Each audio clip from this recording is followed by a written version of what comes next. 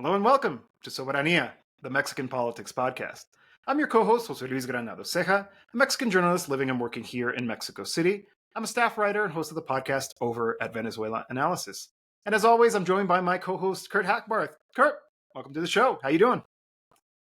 Doing very well, Jose Luis. My name is Kurt Hackbarth, writing for Jacobin Magazine in the United States, Sentido Común here in Mexico. Ready for another edition of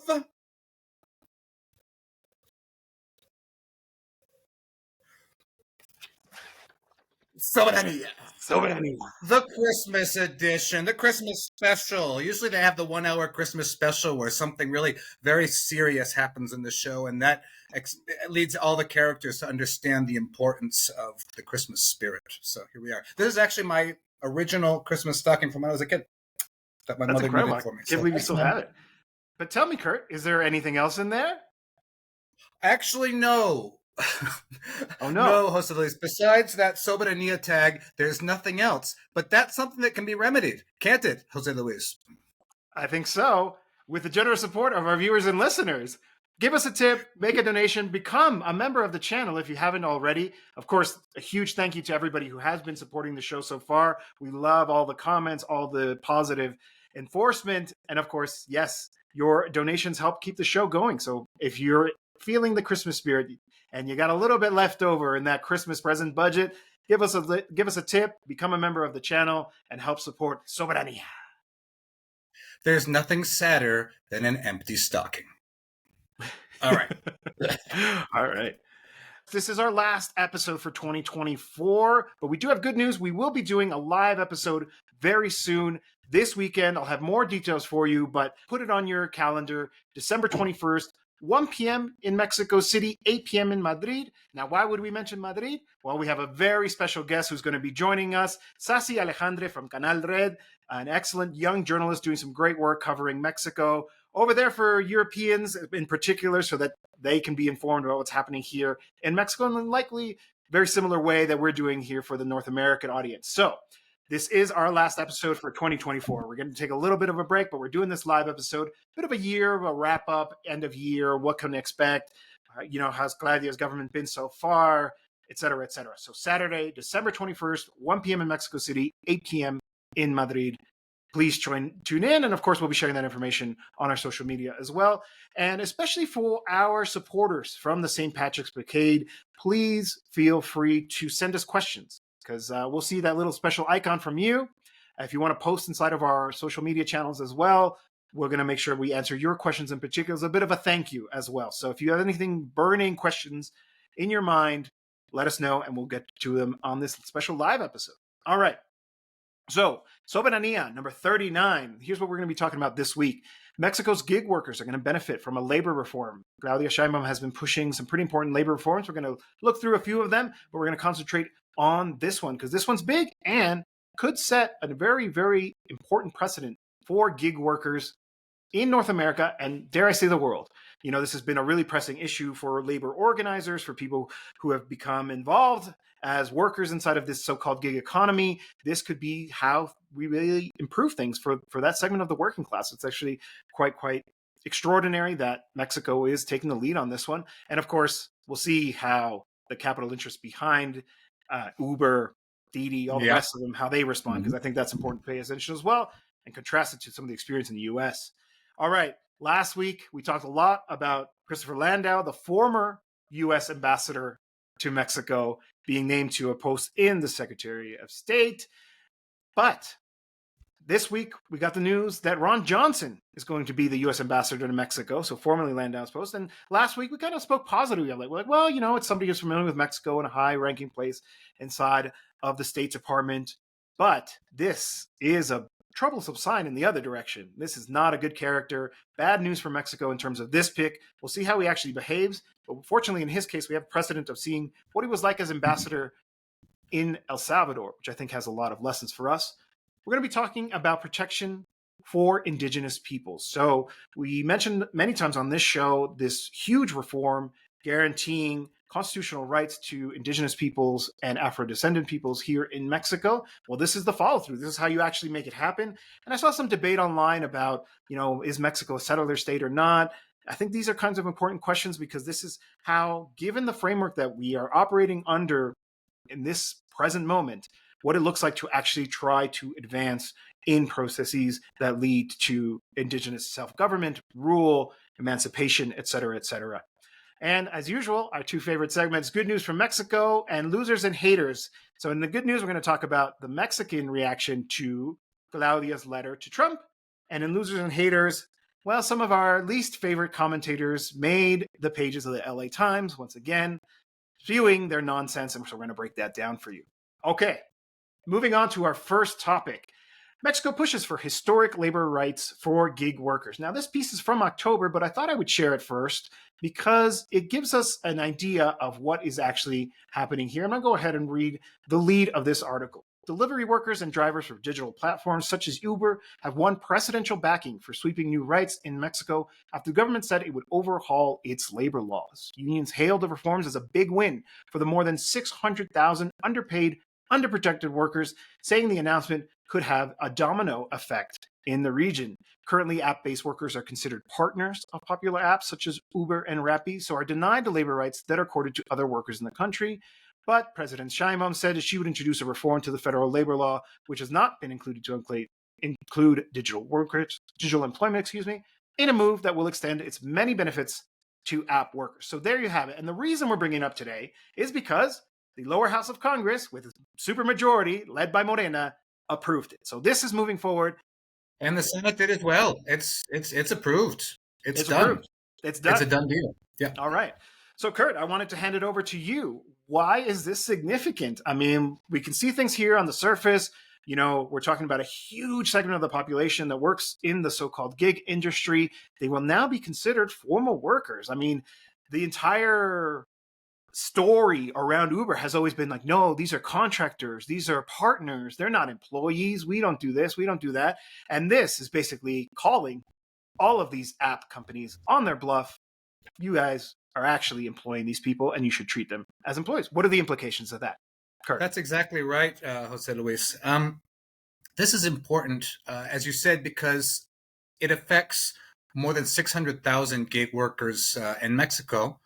But beyond Mexican borders, it could also extend a precedent for the region.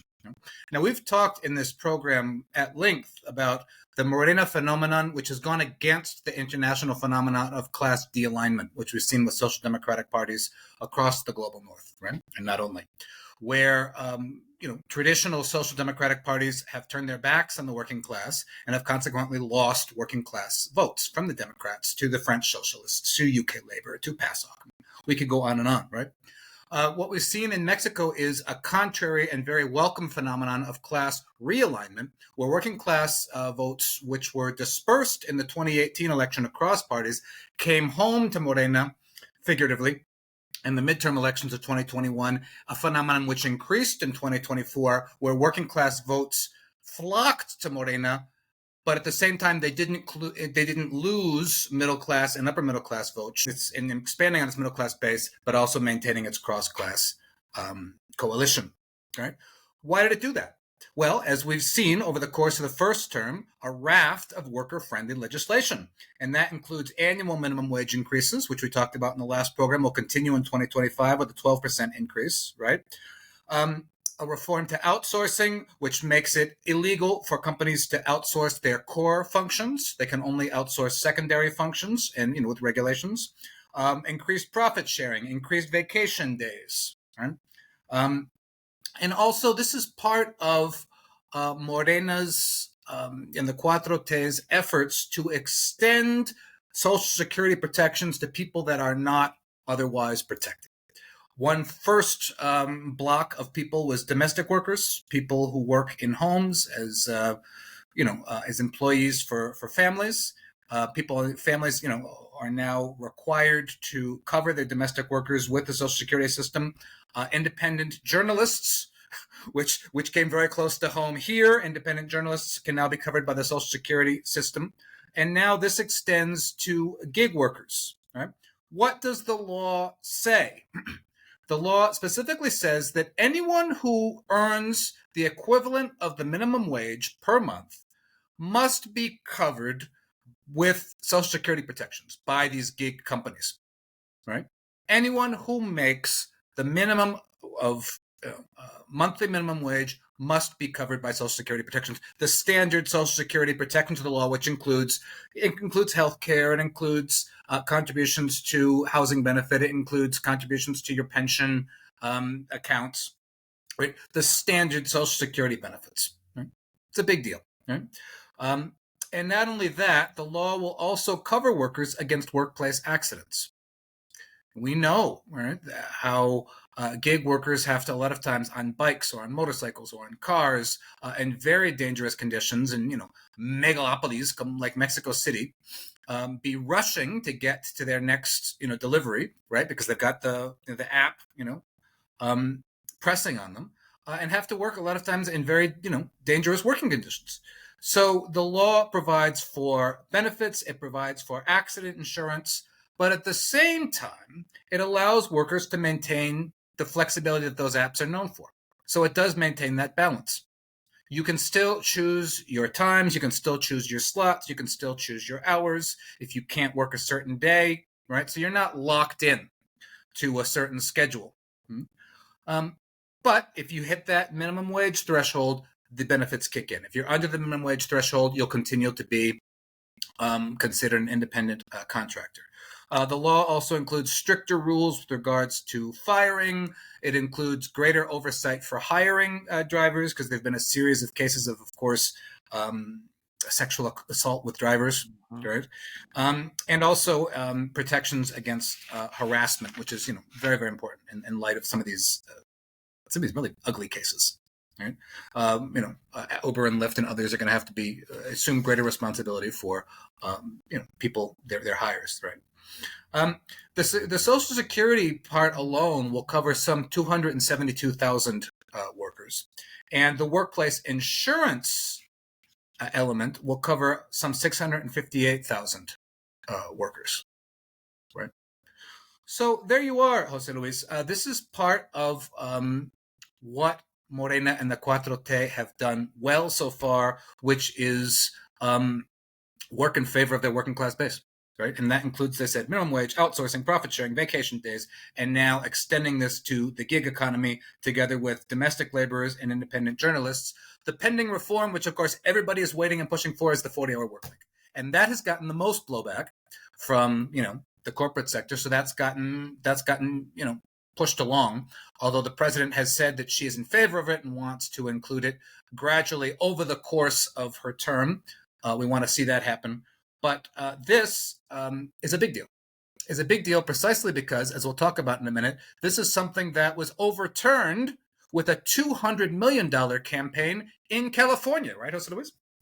That's right. That's right. And so, of course, we want to have some time to talk about, what's been the reaction by these companies to this. But before we get to that, I did want to really highlight the fact that, what are those numbers again? We're talking about almost 300,000 workers who are going to have right. Social Security and 600,000.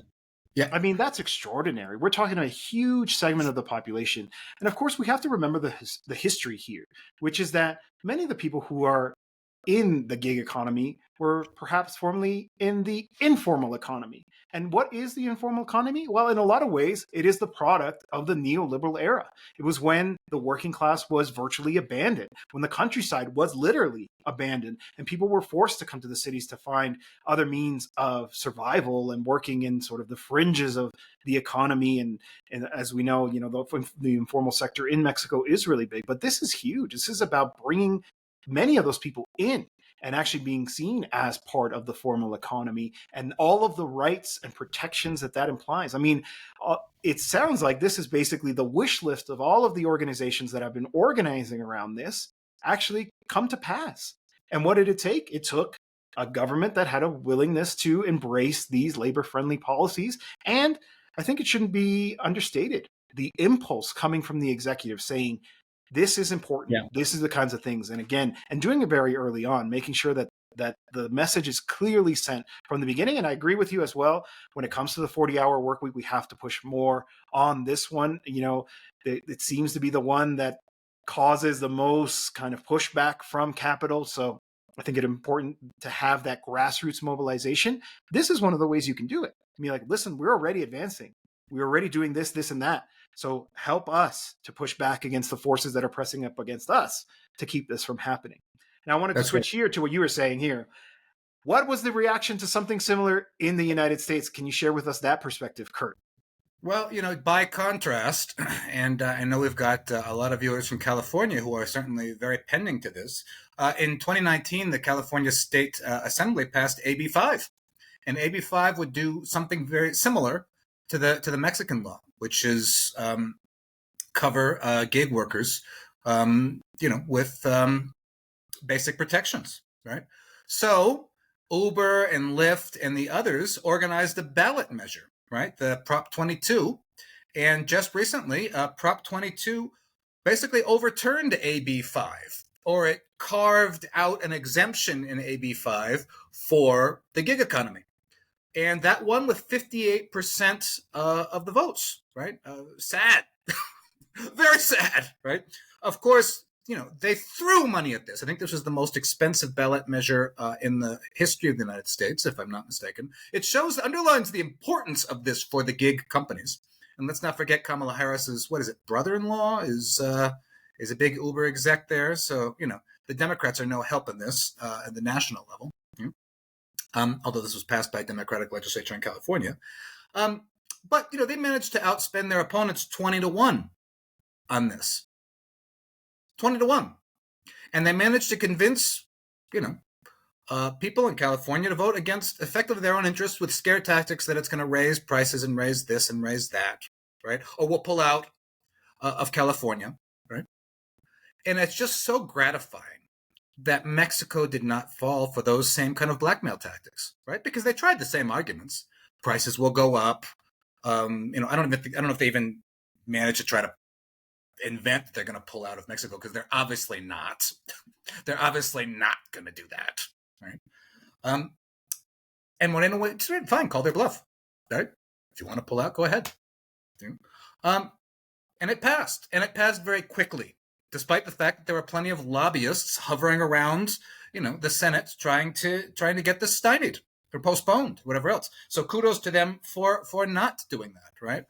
And what's so sad is with Prop 22 is they wind up throwing some crumbs to the gig workers. Like, oh, we'll give you vouchers so you can get, Obamacare. It's like, oh, thanks, right? Considering how ridiculously expensive Obamacare is, what are the vouchers going to do? Nothing. Meanwhile, here, if you hit the minimum wage threshold, you get healthcare, and you get Eames healthcare. You don't get vouchers for private healthcare. You get public healthcare. And you get, contributions to your pension plan, and you get housing, contributions to your housing benefit. So maybe you can then qualify for one of those, 500,000 new homes that are being built for people in that, who are in the formal sector, right? These things are interlocking. If people are in the formal economy, they can then qualify for additional benefits like the housing benefit that is now being built out for people who are, in the Infonavit system. This is how you do it. Right? And you do it quickly before opposition from companies like Uber and Lyft have time to mobilize and, get their campaigns out and build their campaigns out and buy off their senators, whatever else. Right? And one more thing on this, which I think is important.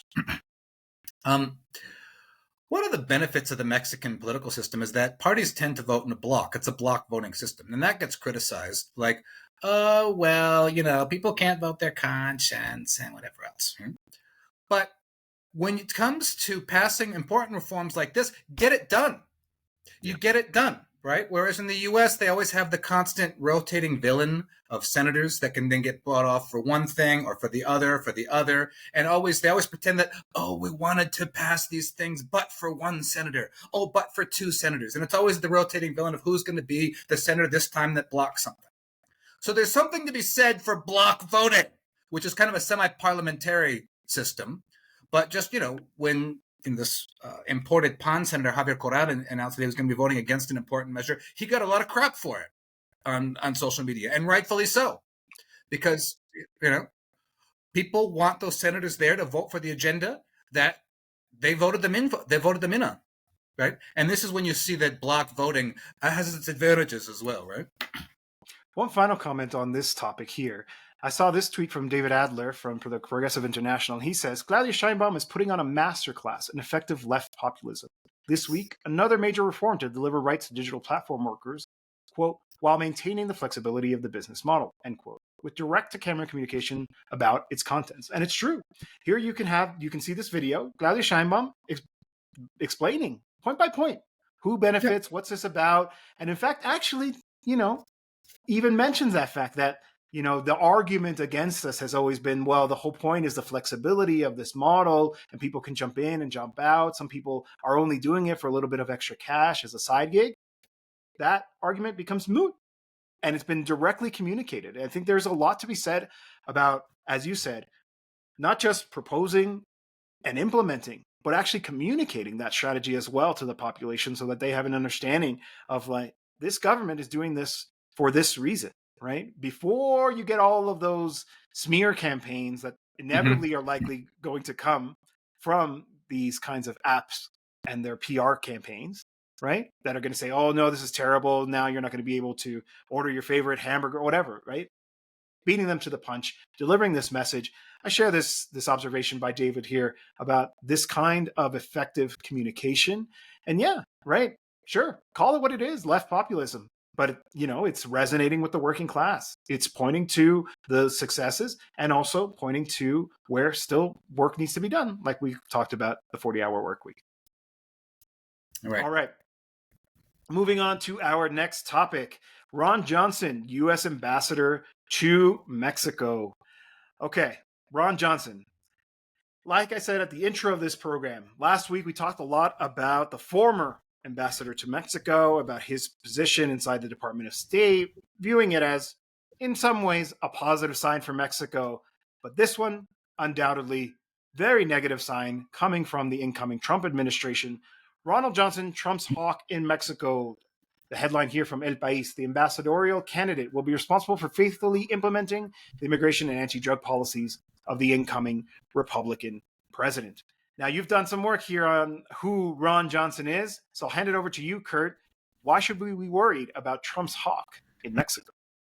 Well, very briefly, because, he's part of, deeply embedded in the military-industrial intelligence complex, deeply embedded in that.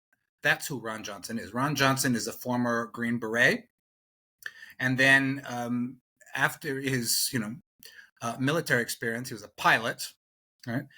He then had a whole second career working in the CIA. So he had both sides of this, right? Both the Green Beret side, working in ops, and then the CIA side working in ops. He was the science and tech liaison for the CIA and the Special Combat Operations Commands, right? And that is kind of part of that command that organizes ops across different departments, right? And so where has Ron Johnson popped up over the years? Well, he was in Panama in the Noriega years in the 80s, right? Wow, how interesting, right? Noriega was obviously a CIA asset that the government then turned against and killed, I think, 150,000 Panamanians in the effort to get rid of Noriega in 1989, right? So he was in there with Noriega in the 80s. He was also in El Salvador at the worst time in El Salvador, when the United States was funding paramilitary death squads in the Reagan administration throughout Central America, right? Just to give a little very brief history lesson here, para los jóvenes, for the young people, as AMLO says, right? In the 1980s, the Reagan administration swept into power with this idea of building up again American prestige and military power in the world after the failures of Vietnam and the defeat in Vietnam. This idea of Vietnam syndrome. So because the Soviet Union was still a thing at that point, they were checked in a number of parts of the world, including Europe. So they decided to go on the offensive where they could, which was Central America, right? Central America has always been, as Greg Grandin says in this wonderful book, the workshop for empire. Empire's workshop. So everything that the empire has then inflicted on the rest of the world, in many cases, it has tried first in its quote-unquote backyard in Latin America, right? Empire's workshop. And I just want to read just a little bit here of what it is that Ron Johnson and his ilk was involved in El Salvador and in Guatemala, right? And in Honduras, using Honduras as a staging point against Nicaragua in those times because it was brutal. It was brutal. The idea was, learning on Vietnam again, we're not going to invade with American ground troops. What we're going to do is fund, finance, and arm paramilitary death squads to do our dirty work for us, and then have plausible deniability that we're not involved in order to destabilize or attack left-wing movements or left governments, or governments that simply wanted to defend national sovereignty, right? So this section is called Going Primitive. If you're listening to this show with younger children, you might want to fast forward a couple of minutes because there's some pretty graphic stuff here. But we have to know what the Ron Johnsons were doing in the U.S.'s name in Central America. So this is called Going Primitive. Real counterinsurgency techniques, says John Wagelstein, the Army colonel who led the United States' military advisory team in El Salvador, are a step toward the primitive, an apt description of the journey that took place in Central America during the 1980s. Although equipped with state-of-the-art weaponry, U.S. allies in El Salvador and Guatemala preferred to conduct their killing with artisan expertise. The bodies of their prey regularly appeared on early morning city streets, bearing the marks of unhurried, meticulous cuts, amputations, and burns made while the victim was still breathing. Whatever pathological satisfaction such old-fashioned cruelty provided, it was also calculated to avoid leaving bullets that could be traced to the military. In the countryside, army detachments conducted massacres in peasant communities with more primal ferocity, but with a similar exactitude. In December of 1981, the American-trained Atlacatl Battalion began its systematic execution of over 750 civilians in the Salvadoran village of El Mozote, including hundreds of children under the age of 12. The soldiers were thorough and left only one survivor. At first, they stabbed and decapitated their victims, but they turned to machine guns when the hacking grew too tiresome. A decade later, an exhumation team digging through the mass graves found hundreds of bullets with head stamps indicating that the ammunition was manufactured in Lake City, Missouri for the U.S. government. Between 1981 and 1983 in Guatemala, the army executed roughly 100,000 Maya peasants unlucky enough to live in a region identified as the seed bag of a leftist insurgency. In some towns, troops murdered children by beating them on rocks or throwing them into rivers as their parents watched. Adios, niño. Goodbye, child, said one soldier, before pitching an infant to drown. They gutted living victims, amputated genitalia, arms and legs, committed mass rapes, and burned victims alive. According to a surviving witness of one massacre, soldiers grabbed pregnant women, cut open their stomachs, and pulled the fetus out. It was not easy to compel conscripts to commit such acts. Guatemala's basic training, therefore, put cadets through a curriculum designed to purge civilization out of them. They were beaten, degraded, made to bathe in sewage, and then forbidden to wash the feces off their bodies. Some were required to raise puppies, only to be ordered to kill them and drink their blood. In Nicaragua, the U.S.-backed Contras decapitated, castrated, and otherwise mutilated civilians and foreign aid workers. Some earned a reputation for using spoons to gorge their victims' eyes out. In one raid, Contras cut the breasts of a civilian defendant to pieces and ripped the flesh off the bones of another. So I'm very sorry to have, read this for delicate ears, but we have to know what the United States did in our name in Central America in the 80s. I just want to read very quickly another part, not as graphic. This was really executed in the 80s, but this goes back to the Kennedy's 60s. There was not even a whiff of rural insurrection in El Salvador when in the early 1960s, agents from the State Department, Green Berets, there he is, Green Berets, Ron Johnson, CIA and USAID, listen to that, State Department, Green Berets, CIA, and USAID organized two paramilitary groups that would become the backbone of that country's death squad system. The Agencia Nacional de Servicios Especiales, or ANSESAL, an intelligence agency designed to coordinate Salvador's security forces, and Organización Democrática Nacionalista Orden, a rural militia charged with carrying out not only surveillance and infiltration of political organizations, but propaganda work as well. And that set the stage for what happened and what was to happen 2 decades later. It's a very sad story. It's incredibly tragic. It's absolutely extraordinary, especially when you hear it like that and you compare it to the biography that they put out, right? All of you, what you just described, they reduce it to a sentence that said he led combat operations in El Salvador as one of the authorized 55 military advisors during the Civil War in the 1980s. That's it. Imagine, would you really know what he and the United States government and all of their paramilitary allies were up to in Central America by reading that sentence? Of course not. You have to go to books like Empire's Workshop that you just read to actually know what it means. And so I guess that leads us to the necessary question of what does this mean for Mexico? What are the implications? And I think part of that we can be relying on what he did previously as ambassador to El Salvador. So we have a history of Ron Johnson working now not as Green Beret, not as U.S. Special Forces, not as CIA, but as a diplomat. And what was he like as a diplomat? Well, he became very, very cozy with the right-wing, some might say far-right, president of El Salvador, Nayib Bukele, who's implemented a repressive, violent security strategy, jailing a huge segment of the population.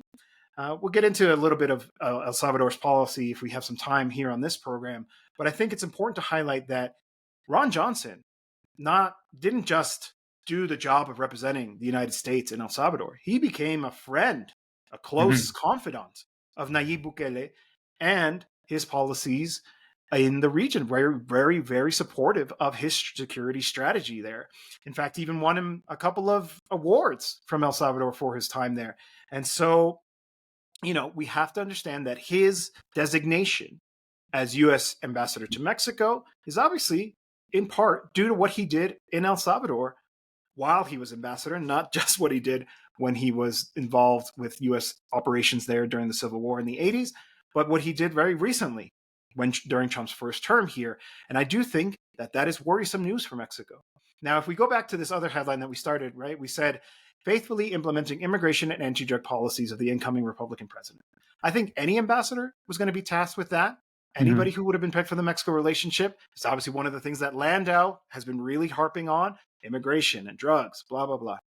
But in this case, I think that somebody with his profile is not going to be satisfied with only those key portfolio items. He's going to push on things that I think are really worrisome. This guy is an ideological actor, a well-trained ideological actor, who is going to do things that I think will ultimately represent an attack on Mexican sovereignty and on Mexico's decision to implement a different economic model. And I do think that given the history of actors like him, and his behavior in particular, he's likely going to seek alliances with right-wing actors throughout the country and the region, and will probably seek to, maybe not openly, but based on my experience and my analysis, at least behind closed doors, undermine the Sheinbaum government. This is very dangerous to the degree that quite possibly Mexico should actually reject his designation and not accept him as ambassador. I agree with that. And actually, people have been asking on social media over the course of last week, can Mexico reject an ambassador? They absolutely can. They can. Any sovereign nation can reject the credentials of any and refuse to receive the credentials of any proposed ambassador. And it's certainly happened many times, across the world. Mexico should do this. Do I think they will? Unfortunately not. I think they probably won't, but they should. This is very clearly an ambassador designed to implement and cover for U.S. covert operations in Mexico, which Trump has promised. It's unlikely that the U.S. military would do something as stupid to just march across the border, like they did against, Pancho Villa and punitive expeditions back 100 years ago. But, step up covert operations based on the model they used of kidnapping Mayo Zambada. Absolutely. Absolutely. And remember, the United States' strategy in Syria, very sadly, has worked. So I think they're all the more revved up now to try to,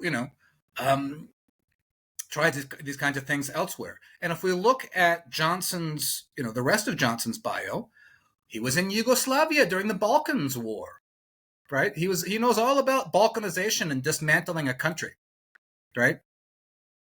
Kidnappings, right? He's been involved with Southcom, the Southern Command, right? We've talked amply in this program on how the former Southcom leader, Laura Richardson, has been marching around South America saying this lithium is mine, right? And now we see that Ecuador, Noboa, has just given the green light for a U.S. military base in the Galapagos Islands to extend U.S. hegemony there to their new colony, Ecuador. Johnson has been involved with them. So, I mean, it's a pretty gruesome bio if you put it all together. Green Berets, CIA, Southcom, Panama, Yugoslavia, El Salvador, right? And now Mexico. Should Mexico reject this guy? Absolutely. They absolutely should. Again, though, will they? Probably not. I have this quote here on the screen I wanted to close this conversation on, where one of the sources here in this piece says, I see Johnson as a person who came to say, look, I'm coming to restore the traditional custom of American ambassadors. If you align yourself with my interests and priorities, I'm going to give you the support you need. And that includes participating in all the social activities where you need me, end quote, he explains. Bukele quickly understood the message. Soon after Johnson's arrival, the Salvadorian government announced the formation of a new border patrol, a localized adaptation of U.S. Border Patrol dedicated exclusively to curbing illegal immigration. Do you think that Sheinbaum is going to roll over as quickly as Bukele did? Do you think that given what Morena has shown through its previous government, what is shown in the early days of this government, that they're just going to say, oh yes, we're going to align ourselves with your interests and priorities? I don't think so. And I think it might invite a very tense relationship with this ambassador. And we'll see how smart he is, should he be confirmed and actually be allowed to take this post.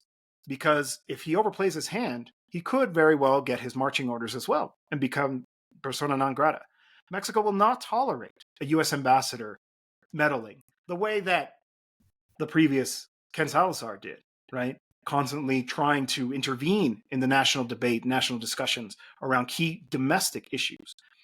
This guy strikes me as somebody who's not going to be smart about that, who wants to be seen as close to the powerful people in this country and may overstep his lines and may ultimately be seen as unwelcome or lead to another diplomatic pause, right? If Lopez Obrador was willing to do it with the Canadian and U.S. ambassadors, given their, unfortunate, but all that not far-reaching interventions in domestic policy, what's this guy going to do? We'll see. But, speaking of Ken Salazar, I wanted to also throw this here up on the screen. Given that we're talking about U.S. ambassadors, what do you make about his intervention yet again here in the public debate? So I put on the screen here, it's impossible to follow the rhythm, the schizophrenic rhythm of this guy, right? Didn't he just say a month ago that the Mexico security strategy hadn't worked? Salazar is all over the place. He's all over. We saw it with the judicial reform. The judicial reform was a good idea, then it was a bad idea. Then it was a good idea, then it was a bad idea. In the course of a week, contradicting himself. Now, in this case, Salazar has said that security policy was working. Then he came out a month ago with that kind of, we talked about in the show, that kind of nasty, sour grapes tone, saying that the security policy had not worked and abrazos no balazos hadn't worked, right? Basically indicting himself because he had said before that it had, or it was. And now he's come out again and said it has worked, or it is working, right? He says here, the cartels, for example, the Sinaloa cartel are being dismantled. And I give credit in this to the government of Mexico. Us helping, but always respecting the sovereignty of Mexico. This guy's all over the place. Part of this is, the disarray of a government that doesn't have an operating president because, Biden is in La La Land. So there's all these competing voices there trying to fill the vacuum. But it's just Salazar himself. He's not a trained diplomat. He shoots from the hip and then has to contradict himself. And then, goes with the wind one way or another. Bye, Ken. Nobody's going to miss you. Goodbye. Now, with regards to what you said, I think quite rightly, I don't see Ron Johnson getting as involved in Mexican domestic policy as Salazar said. I don't see Johnson commenting on things like the energy reform or the judicial reform. maybe, but I don't see it. This guy is an old-fashioned spook, and he's all about covert military operations, espionage, and destabilization. Right? Now, the one advantage of all this, as I said tongue-in-cheek in another tweet, is that now the U.S. Embassy is not going to be able to fake that it's not a nest of spies, which everybody knows it is, right? We've talked about in this show how Brian Jeffrey Raymond, the CIA agent who, sexually assaulted at least 28 Mexican women, was working as first secretary in the embassy for 2 years, from 2018 to 2020. Yeah, breezily, while he was out assaulting women, he was working in the embassy. And like Raymond, there are plenty others. So at least now it's going to be brutally clear to the Mexican public that the U.S. Embassy is first and foremost a spy agency. It's a spy office there. All the diplomatic stuff and the passport stuff and all that stuff is secondary, right? And it's going to be very clear, right? And, it has to be Mexico's work to continue to make that clear and to stand up for its sovereignty absolutely from day one. And if he oversteps, like you say, draw the line very quickly, because this could spiral. This could spiral. He wants to Bukelize Mexico. They want to Bukelize Mexico. That's what they want. And he's got experience in it. So, brook no shit from this guy very quickly. If you're going to accept him, I think he should be rejected. But if you're going to accept him, be right on top of this. Because, we don't know where this could go. No, we do know where this could go, and it's very ugly. One final comment there on Bukele. We do have some time here. I do want to say, because I do think that there's a lot of misconceptions about him. In fact, maybe some of our viewers and listeners have seen his results in El Salvador. And it's true. So El Salvador is a country I'm pretty familiar with. I did a lot of solidarity work with El Salvador in the aughts when I lived in Toronto. Been to the country many times, elected an observer. Obviously, yes. I mean, the security situation in the country has dramatically changed. But it has been the product of widespread civil liberties violations, right? The El Salvador is still under state of siege. It is technically, the constitutional rights are suspended. And also massive human rights violations, right? People who have been rounded up have nothing to do with it. But even beyond that, I mean, if we want to take it, their word for it in terms of the impact that his policies have had on El Salvador. And it's important to mention because, like, as you said, there is voices inside of Mexico who want to see something like that done here, given our security situation. It's actually not as convincing when you get into the details of it. What I've read and what I've talked to other grassroots activists from El Salvador tell me is that a lot of what Bukele is doing is sort of perpetuating the same kinds of criminal relationships, but doing so with the consent of the state.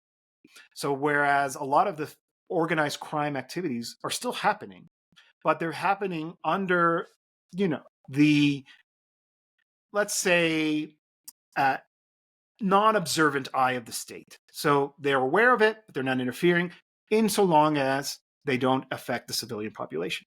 And so this idea that El Salvador has solved the problem by jailing everybody with tattoos is not one that would be effective in a case like something like Mexico, because Mexico would be, you'd have to jail millions of people in comparison. That obviously would not be the policy that we would want to see pursued. But also, actually doesn't get to the root of the problem, which is the power of organized crime groups. Those organized crime groups inside of El Salvador still have the power, but they just have direct negotiations with the executive there. It's just that now you're not seeing those consequences impacting civilian lives. And so, again, we're not a show about El Salvador, but I wanted to break that down because I do think that in a lot of ways it's become very difficult to criticize Bukele because he can always point to his quote unquote successes when there's actually more depth to it. And maybe on a different occasion, we can get into more details of it. But I did want to mention something along those lines before we move on to our next topic. And that's similar to the PRI model in Mexico of previously, right? Basically turned a blind eye to drug trafficking, never attack the root causes, come to certain under the table agreements and, kind of a live and let live kind of thing. Right? Mm-hmm. Which eventually comes back to bite you, right? That's the problem. Of course. Is that it's not a sustainable strategy. I mean, I obviously want the best for the people of El Salvador, but I'm not sure how sustainable this strategy is. Eventually, these fissures start to break, and the kinds of problems that country has unfortunately faced with insecurity issues may come back to haunt them, unfortunately. All right. So, we want to talk about protection for Indigenous peoples. So, we've talked about this issue quite a bit here on the program. I want to remind everybody who's watching us right now that there was a very important constitutional reform, first pushed by Lopez Obrador, but made one of the priority ones for the Claudia Sheinbaum government, which has now been approved, which essentially grants more rights, more self government to Indigenous populations and Afro descendant populations. And what that means is basically it is the coming to light of the San Andres Accords, which, of course, were discussed, negotiated, but never ultimately approved because of the then government rejecting it, saying that it would lead to the balkanization of Mexico, when the argument has always been let indigenous peoples, primarily concentrated in the south part of the country, but not exclusively so, govern themselves by their traditional methods, by their traditional ways. Let them be the ones to decide what happens on their territory.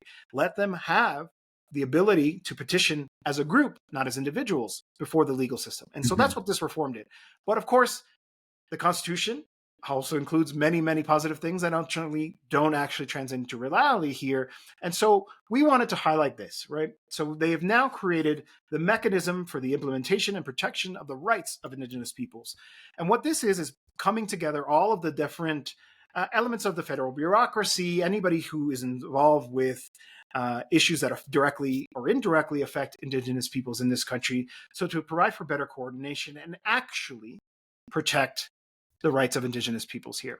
And I wanted to bring this up because I saw this comment online and I was debating with Kurt, am I being too online here? Am I wrong to bring this up? But I think it's important to mention because, one of the things that we've said here on this program is people are finally paying attention to Mexico. Thank goodness, right? This is something that we've been asking for. There's a lot of interesting things here. And so people are paying more attention, but that also means that sometimes people are going to come to the wrong conclusions. Now, I think in, for example, this case here, they're talking about the investment that Claudia Sheinbaum wants to make in rail, building on the project of the Tren Maya and now kind of applying it to the whole of the country, rescuing passenger rail after it was disappeared in the neoliberal area, thanks to privatizations, etc. And this user here asks, how many of these tracks will run through Indigenous lands without their permission? Or how many wolf in sheep's clothing promises about development, in parentheses, assimilation? Remember, Mexico is a settler state.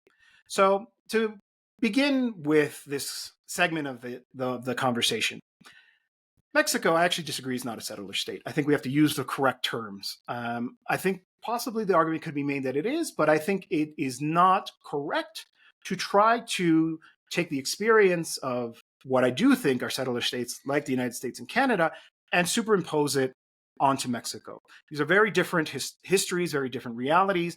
And I do think that if you make the wrong conclusion at this point, it leads you down the wrong path. So if you conclude that Mexico is a settler state and therefore the only option is a decolonization process, then you're going to reject things like social infrastructure investment, social programs, things like the mechanism for the protection of Indigenous rights in the country. This is what it looks like, given the framework that exists in Mexico today, which I remind you, the 1917 Constitution is a social constitution. It is a constitution that was the product of a revolutionary upheaval in this country, which upended the existing order. In order to working within that, this is how you actually protect Indigenous rights, how you actually get them to be able to decide what happens in their territory. I mean, we all can be in favor of the slogan, land back. Of course, yes, return lands, return them to Indigenous peoples, right? But when you use these kinds of terminologies, Mexico is a settler state, and therefore any effort to actually address Indigenous control over their own territories is one that's driven by that same logic, I think you're wrong.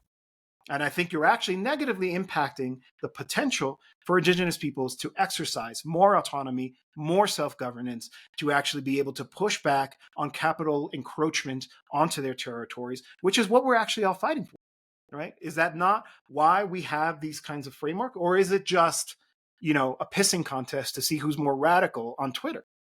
Or are we actually interested in improving people's lives? And so I've wanted to bring this one up here because this is going to lead to actual improvements, to actually the transfer of decision-making into the hands of the people who occupy and live and have done so for thousands of years on these territories. That's, I think, in no matter which way you spin it, positive news for those of us who believe in the right to indigenous people to self-determination in Mexico, in the United States, or Canada, right?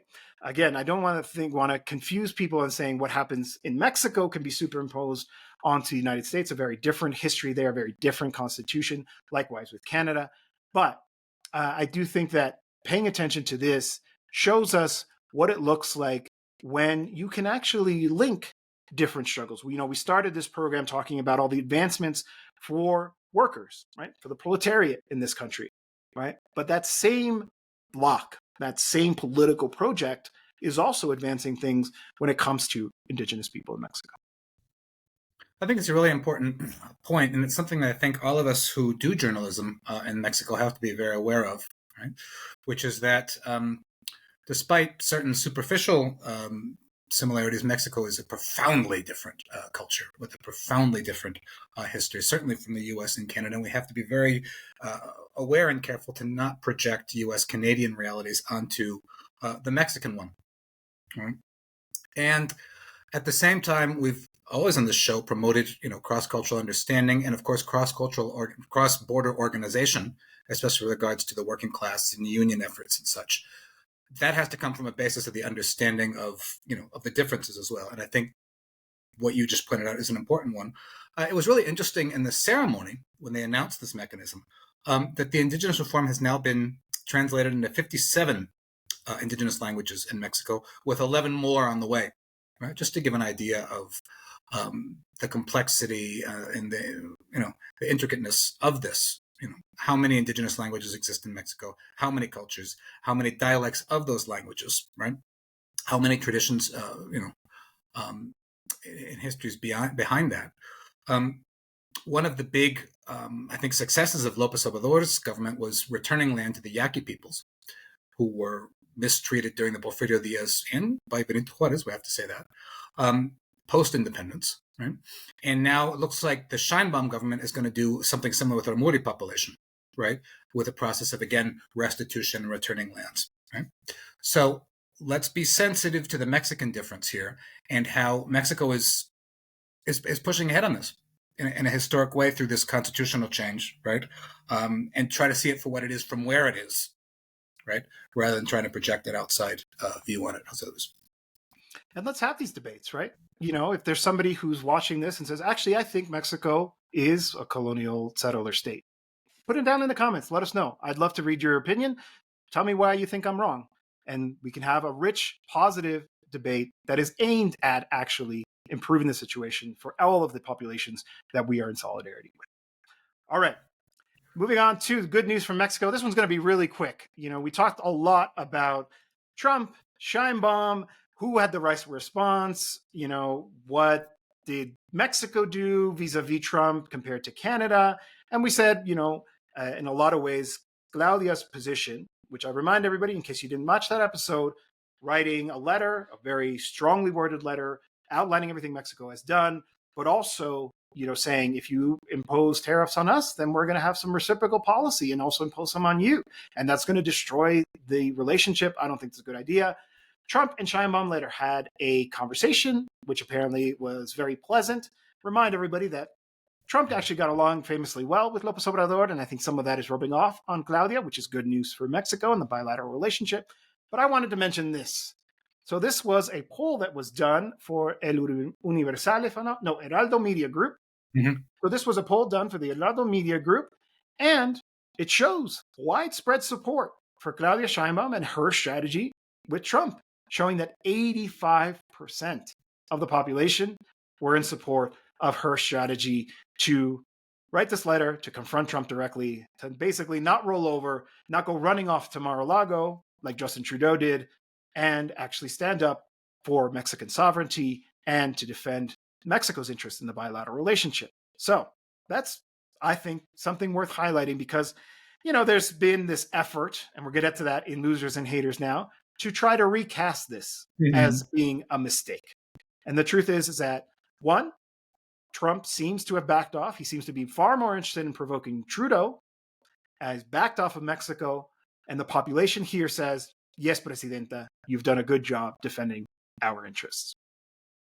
Yeah, and this is a point we've made on the show, and I think it's worth remaking.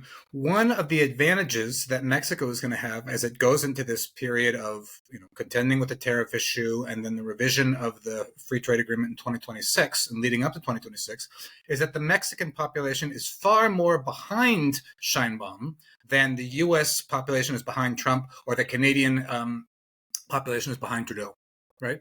And that is that intangible element of politics, right, which we call, political capital or mystique or, I don't know, popular support and whatever else. It's hard to measure. These, these encuestas give somewhat of an idea, but it's that kind of special ingredient that allows, a leader to stand stronger. Knowing that you've got the public behind you, right? And that's going to be needed. We saw it with the Ron Johnson issue and with the Trump issue, and we saw that this is just a first skirmish. The letter is just a first skirmish. One letter is not going to solve the whole thing, but we saw the beneficial effects it can have with Trump's reaction, right, and how he's been picking on Trudeau ever since. Also, the reaction in the U.S. press, and I think the work of ourselves and others to bring more awareness to what's going on in Mexico over the years is bearing some fruit. People are turning and looking now. And this is a card that Mexico has to play. Mexico has to play that card going forward. And I think, Sheinbaum is uniquely positioned to play it, especially in light of, the absolute and utter disgrace of the U.S. position on Gaza, right? The U.S. has lost so much, it was already pretty low, but it's lost so much credibility in the world that Mexico has the card to play that, we will stand up to the U.S. if we have to. Right, and there's, I think, to be a groundswell of support in the world, not only around the world but within the U.S. itself, much more so than we would have seen with Lopez Obrador. And again, that's not something that they can just afford not to play. Slow down there, Kurt. You're going to make my heart burst. I'm getting emotional here.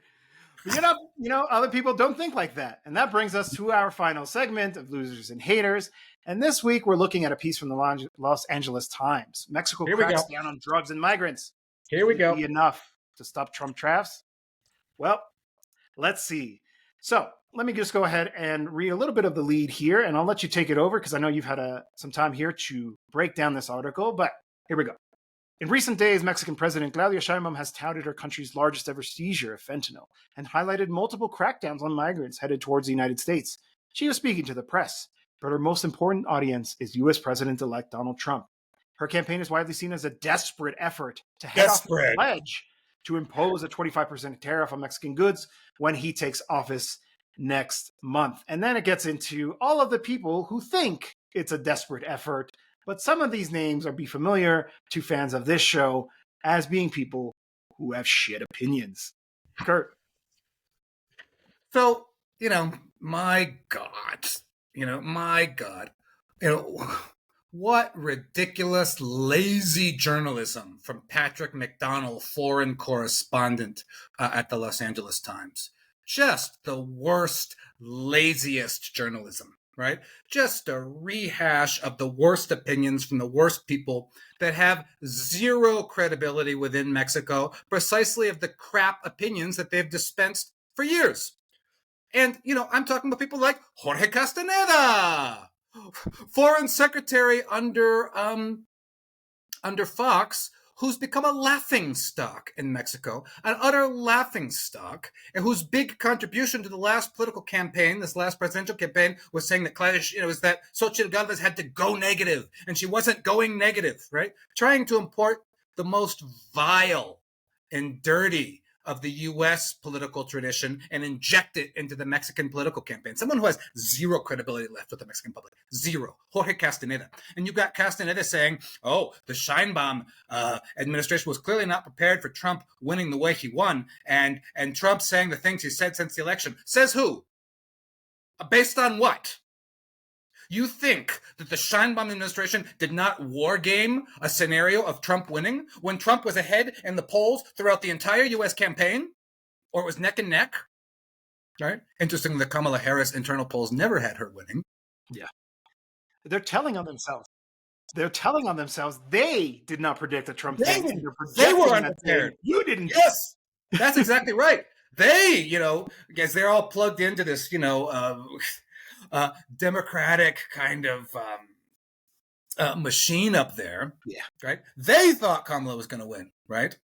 With the same kind of, pandering that they, tried to foist onto the Xochitl Galvez campaign, right? So, right, every accusation is a confession, right? Everything that Sheinbaum has done since Trump won indicates that they had a plan in place and that they are very calmly, as with the letter, right, rolling out their strategy, right, which has worked so far. But then you have Jorge Castaneda, and then you have, check the box, Denise Dresser. Who in their right mind would quote Denise Dresser nowadays on anything? On anything. Who would do that? They don't even want Denise Dresser on Televisa anymore. She was run out of their flagship opinion program, La Hora de Opinar, because even Televisa's conservative audience was sick of her. Even Mexico's right wing is sick of her. And she's had to go on to Latinos, Mexico's Fox News. Mm-hmm. That's the only place she has left. Minus zero. If Jorge Castaneda has zero credibility, Dresser has minus zero credibility. She's in negative numbers.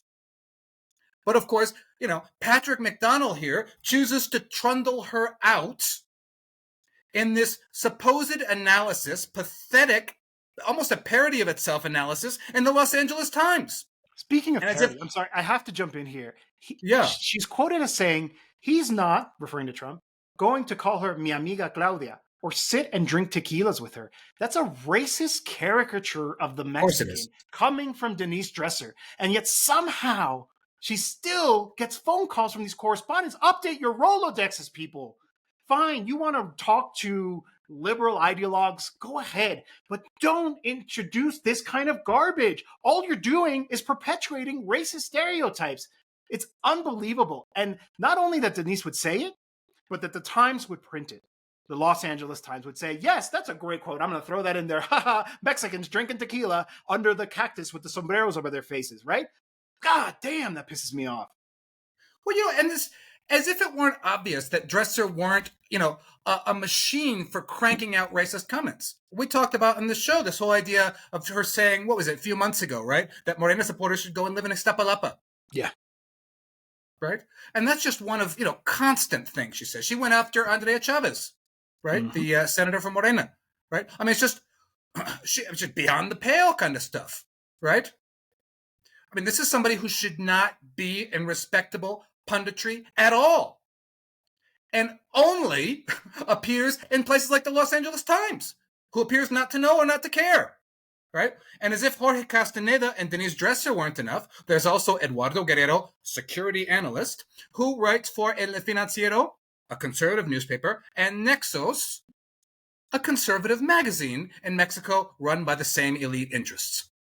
And if that's not enough, we also have Sofia Ramirez, Itamista from the ITAM, just like Denise Dresser, just to round it out, who is from a think tank, Mexico Como Vamos, and was the former adjunct director of investigation at Mexicanos contra la Corrupción y la Impunidad, which is funded by USAID, and we just talked about them in the Grandin book, and the National Endowment for Democracy, and has amongst its supporters people like Leo Zuckerman, Dresser's former boss over at La Hora de Opinar. So that's the full cast here in this article, right? Not even the most remote attempt at balance.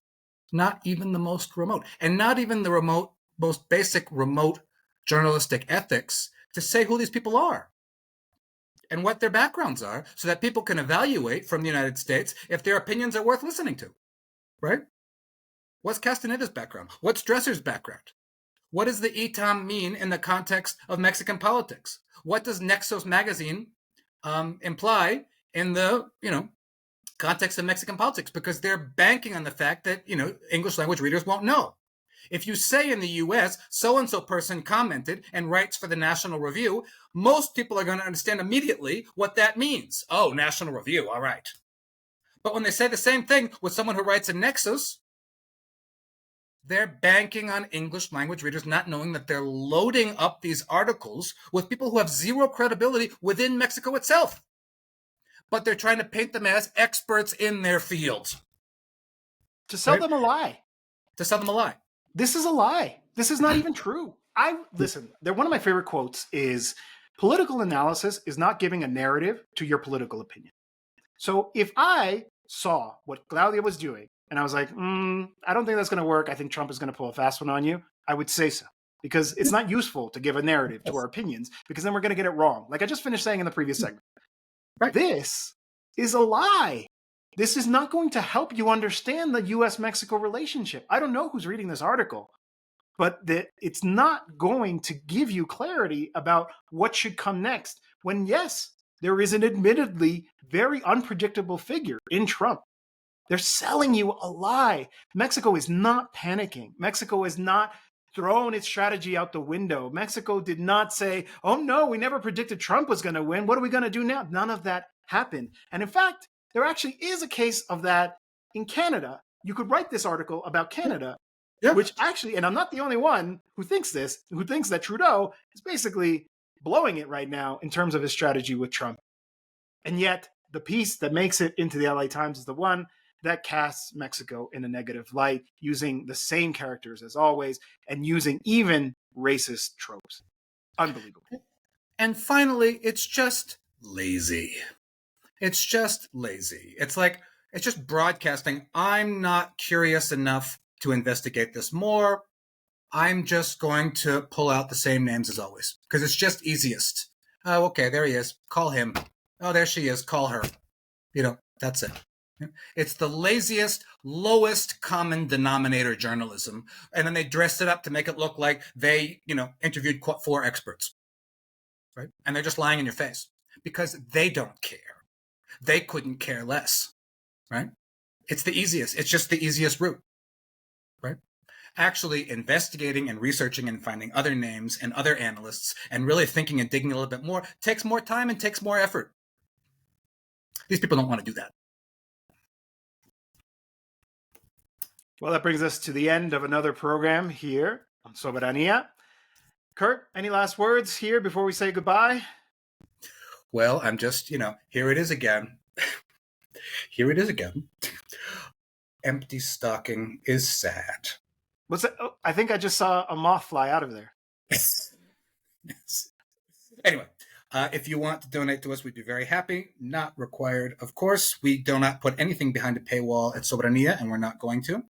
But do watch our live stream special on Saturday, 1 p.m. Central Time, Mexico time, 8 p.m. Spain, Madrid time, with the excellent analyst Sassy Alejandre. We're going to do a recap of the most important moments of 2024. And we were there for a bunch of them. We actually met Sassy in the Hotel Hilton that night as we were watching the reaction to Morena's, landslide that night. So we're going to do kind of the top most important moments of 2024, go through them, and then also look ahead to 2025. And you'll have another opportunity to fill the stocking if you want during the live stream on Saturday, and just to come on and say hello and give us our abrazo virtual for the holidays, and to thank all of you because just in the last month we've had 1,000 new subscribers. We just started this in February, so this show is less than a year old, and we have been very gratified by the reaction it's received and all the new connections and friendships we've made through that. And I'm very thankful for that as we go into this holiday season, Jose Luis. That's a great note to end on. Yes, thank you. In this time of reflecting on what we have, thank you to everybody who is subscribed, everybody who shared, told their friends about it. And of course, a special thank you to the St. Patrick's Battalion who've joined the channel and continue support. And again, to you, if you have any specific questions, put it in our social media channels. We'll put a post on YouTube just for you guys and girls to let us know what you want to talk about in this special live episode that we'll be doing this Saturday. Again, Saturday, December 21st, 1 p.m. in Mexico City, 8 p.m. in Madrid with Sassy Alejandre from Canal Red. All right, Kurt, it's been a great show. We'll see you next time. We will see you on Saturday.